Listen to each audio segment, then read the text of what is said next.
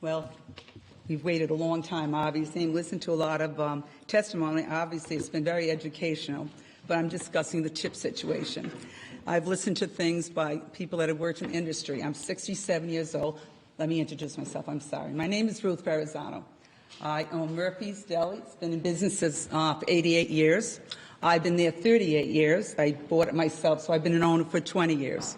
And I started in the industry in 1966 in a little place called Sue's Restaurant. I can identify being a woman in this business. I can identify being a laborer because I am labor. I work right along with my staff. I have staff. One of them, when I was a manager, she was there. She's now there 26 years. Another one's there 14 years, 12 years. I've never been sexually harassed. I think this industry has given me a wonderful life. It's something that gets in your blood, and you work very hard at it. I'm a little upset at the fact that there seems to be a sense of labor versus restaurant owners.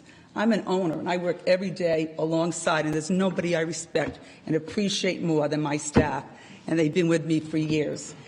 And my concern is about the tip situation. I took a look today at my payroll, and I divided the hours they worked. This is last week in March. And they were between $20 and $30 an hour.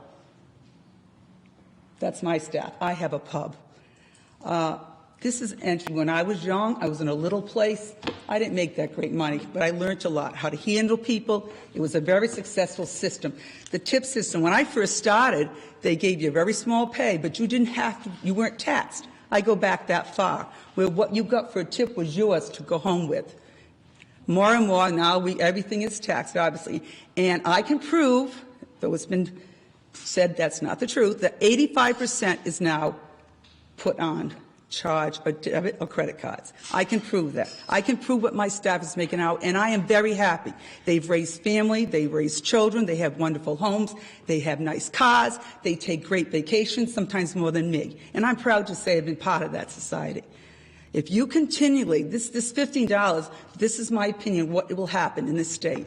You're going to end up looking at a screen. We have a tremendous reputation in the country. I'm right in the middle of the hotel district. I talk to people from all over that visit because of the Convention Bureau. We have a great, great reputation. Do not hurt the, and part of it is the tourism. They talk so well about us. They come to the state for it, looking for the restaurants.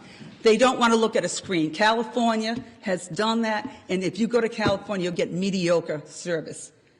Tips to ensure prompt service. It gives people something to work for. It creates pride. It creates ability to talk to people. It builds a lot. You start low. You start in a little place. Yes, you do, because you're learning how to be a server. You're learning how to wait on people. You're learning how to interact. And through your personnel and your hard work and perseverance, I brought up children. My father died when I was 12. I'm a woman. So it was my mother and I, so I had to go up and single. I've had, my husband had permanent nerve damage. He went out of work. I had to survive. This industry gave me that opportunity.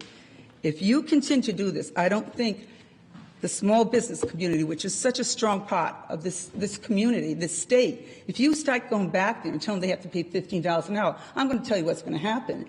You're going to find that, yes, you're going to get $15, and it's going to be put into your tab. Your bill is going to go up, and there'll be no tipping because you can't afford both. The labor cost is going to be paid for somewhere. It's going to end up in what your price you pay for that meal, that sandwich, that coffee. I've talked to my staff, and I talked to them about this. Would you prefer the $15 an hour, or would you prefer to work with 2 weeks? All of them, not one, all of them said, I'd hate it that way.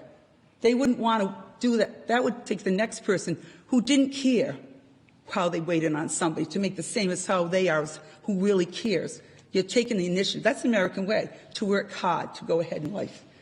As far as this other bills, I have no problem. I've never told anybody they couldn't come to work. Anybody told me they were sick, they stayed home. I'm very family-oriented. I think a lot of these things are very good ideas, but when it comes to this last one, I think it is a detriment to this industry.